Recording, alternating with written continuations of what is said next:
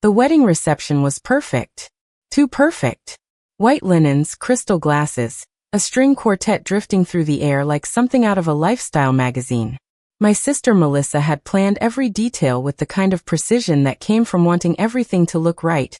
Not just beautiful, but impressive. She deserved a beautiful wedding. What she didn't deserve was to use it as another stage to remind everyone how little she thought of me.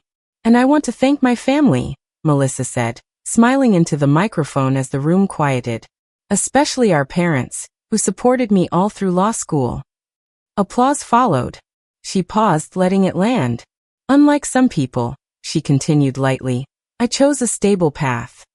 She didn't look at me. She didn't need to. Everyone else did. Polite laughter rippled across the room. The kind people use when they sense a joke, but aren't sure if they're supposed to laugh. I felt eyes flick toward my table, then away again. Table 9. Not the family table. That honor was reserved for parents, grandparents, and Melissa's new in-laws. I'd been placed near the kitchen, seated with distant relatives and acquaintances who didn't know me well enough to feel uncomfortable on my behalf. Melissa raised her glass.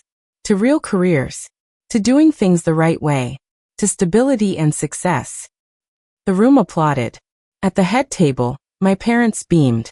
I took a sip of water and let it sit in my mouth longer than necessary. I was 28 years old. At 22, I'd founded my company out of a cramped college apartment. I'd grown it into something that had changed an entire industry. But to my family, I was still playing video games. The speeches continued. My father stood next, voice thick with pride. I'm so proud of Melissa, he said. Top of her law school class. Passed the bar on her first try.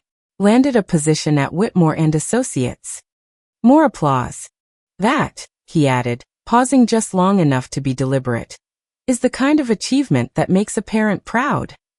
He looked directly at me. I only wish both my children understood the value of hard work and legitimate careers. The implication didn't need explanation. Melissa had done it right. I had not. Jason, my new brother-in-law, followed. He spoke about professionalism, discipline, commitment. He praised Melissa as an example of what young people should be. Not like these tech kids, he added with a laugh. Thinking they'll get rich quick with games and apps. The room laughed again. I checked my phone under the table. 3 unread messages from my CFO. Forbes list drops in 20 minutes. PR team is standing by. Congratulations in advance, boss. I glanced up. My mother dabbed her eyes with a napkin, overwhelmed with pride. My father shook hands with Jason's father, already deep in conversation about their successful children. Melissa glowed beneath the lights, surrounded by bridesmaids and validation. And near the entrance, I noticed a familiar face. Catherine Chin, senior editor at Forbes. We'd spoken twice during the verification process. She'd mentioned she might stop by. She was friends with Jason's family. Our eyes met across the room. She nodded once and started walking toward me. I stood. Excuse me, I said to my table mates, none of whom noticed. We met near the bar. Alex, Catherine said quietly. Congratulations. The list goes live in 15 minutes. I know, I said. She glanced toward the head table. Your family doesn't know. No. Her mouth tightened slightly. That's going to be something. That's one way to describe it. We spoke briefly about the article, the profile, the timing. About how Forbes planned to headline the youngest self-made billionaire in gaming. 28 years old.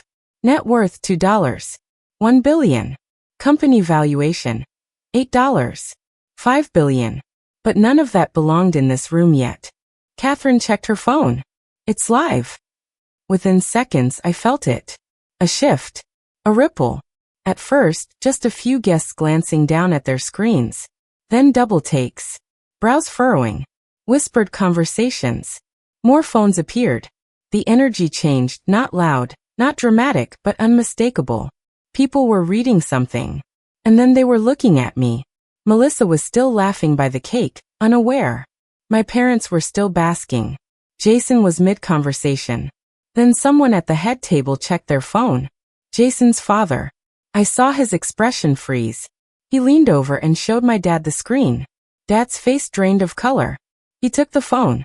Read it again. Then looked across the room at me. My mother noticed something was wrong. She took the phone from him. Her hand flew to her mouth. The string quartet didn't stop playing, but it felt like the sound had vanished. More guests were checking their phones now. Conversations stalled. Heads turned. What's going on? Melissa asked, her voice cutting through the tension. Catherine stepped forward. Congratulations on your wedding, Melissa, she said calmly. I'm Catherine Chin from Forbes. I'm actually here to speak with your sister. Melissa frowned. Why? Because we just published our annual billionaires list, Catherine said. And Alex is featured. The room went silent. If this story has you hooked already, give it a like, it really helps the channel. And don't forget to subscribe for more stories like this. For a moment no one spoke. Not a chair scraping. Not a fork clinking. Not even a polite cough to soften the shock. Melissa stared at Catherine like the words hadn't registered. My sister, she asked slowly. That can't be right. Alex doesn't, she makes games. Catherine didn't flinch. She founded and runs one of the most successful gaming companies in the world. Phones were already up. Screens glowing. People scrolling. Quantum games, Catherine continued, her voice steady and professional. 85 million active users. Operations in 4 countries. A company valuation of $8.5 billion. A murmur swept the room. That's not possible, Melissa said, her voice tight. She works from home. She wears hoodies. I have 5 offices, I said calmly, stepping forward. I work from home when I choose to. My father stood abruptly, gripping the back of his chair.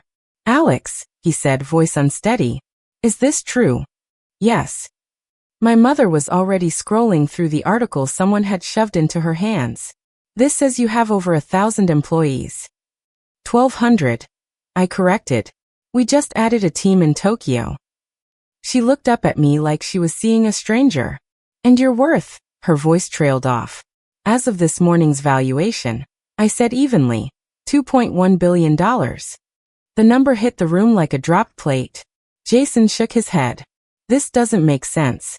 During the rehearsal dinner, I told you video games were for kids. I remember, I said. You weren't asking. You were advising. Jason's father leaned forward, phone in hand. This article says your engine architecture is used by more than half the mobile gaming industry. Our Synapse Core, I said. We licensed it. And you turned down a $3 billion acquisition offer. Another guest asked, stunned. Yes. Why would anyone do that? Someone whispered. Because I'm building something bigger than a payout, I said. Around the room, people were reading faster now. Watching clips. Finding interviews. Recognition spread in real time. Melissa's friends looked at her, then at me, then back at their screens. You never told us, my father said finally. I tried, I replied. You didn't listen. That's not fair, my mother said weakly. 2 Thanksgivings ago, I told you we closed Series C funding, I said. You asked when I'd get a real job. Last Christmas, I said we hit 50 million users. You suggested I use the experience to apply somewhere stable. Melissa shook her head. This is my wedding day, she snapped. You couldn't have told us before. Would it have changed anything? I asked quietly. Your toast was about real careers and doing things the right way. Your way. She flinched. I didn't play games, I continued. I built a company that employs over 1,000 people and supports millions of users worldwide. That's real work. Someone near the back spoke up. Infinity Quest, you're behind that. My team is, I said. My kids play that every day, another guest said. The wedding had faded into the background. This wasn't gossip anymore, it was recalibration. Catherine stepped closer. Alex, outlets are already asking for comment. CNBC wants to know if you're available tomorrow. Tomorrow's fine, I said. Melissa stood frozen near the cake, her perfect moment unraveling piece by piece. I didn't plan this, I said softly, walking toward her. I'm sorry it happened today. Her voice dropped. Everyone's going to remember this as your day. I met her eyes. I never wanted that. I just wanted respect. She didn't answer. And that told me everything. If you're still watching, give this story a like. It helps the channel more than you think. And don't forget to subscribe for more stories like this. The reception didn't end. It unraveled. People tried to keep celebrating, servers refilled glasses, the quartet continued to play, but the room had lost its center. Conversations no longer stayed where they started. Guests drifted, phones in hand, glancing between screens and faces as if reality had split into two competing versions. One where this was still a wedding. Another where the family disappointment had just been revealed as a billionaire. Melissa stood by the cake motionless. Her bridesmaids hovered, unsure whether to comfort her or step aside. Jason looked like someone who'd walked into a room mid-argument and realized too late he was on the wrong side. My parents finally reached me. "Alex," my mother said, voice trembling. We had no idea." I nodded. "I know. That's not." My father started, then stopped. "Why didn't you tell us?" "I did," I said gently. "You just didn't hear what you didn't want to hear." He opened his mouth, closed it again. For the first time I could remember, he didn't have a rebuttal ready. Around us, guests approached with newfound curiosity. Some were genuinely impressed. Others were suddenly interested in opportunities, jobs for their children, investments, introductions. The attention felt different now. Transactional. I excused myself before it hardened into something uglier. Outside on the terrace, Catherine joined me.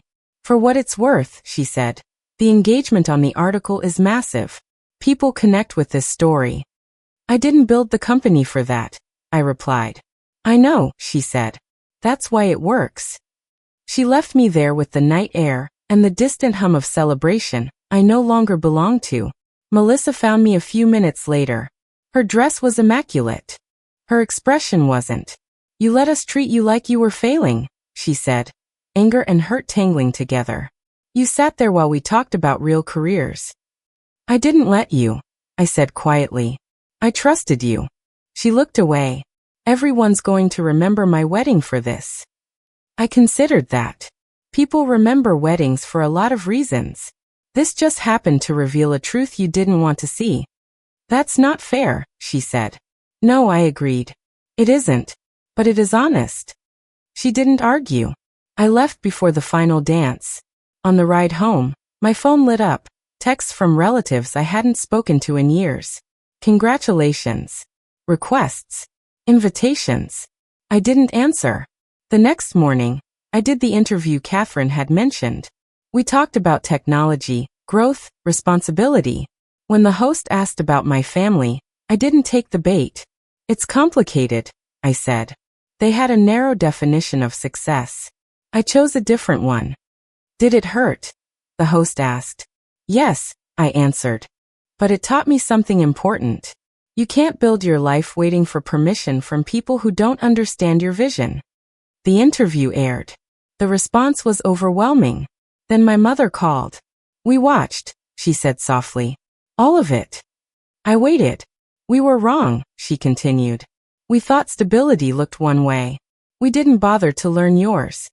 My father spoke next, voice unsteady. "We dismissed you. That's on us." I exhaled slowly. "If we move forward," I said, "it has to be different. Not because of money. Not because of recognition. Because you respect who I am and what I've built." "We do," my mother said. "We're ready to listen." I believed she meant it. Whether that would be enough, we'd see. Weeks later, life settled back into its rhythm. Work. Strategy. Building the next phase of something I cared deeply about. Invitations arrived, boards reached out, universities asked me to speak. I accepted some. Declined others. I chose deliberately. The wedding became a footnote. A moment people referenced and then moved past. But for me, it marked something permanent. I stopped waiting to be seen. I stopped shrinking my story to make others comfortable. Success doesn't need permission. Respect doesn't require applause. And worth isn't defined by whether it fits someone else's idea of real. If this story resonated with you, give it a like. It helps the channel more than you know. Don't forget to subscribe for more powerful, true-feeling stories like this. And comment below. Have you ever been underestimated, And what changed everything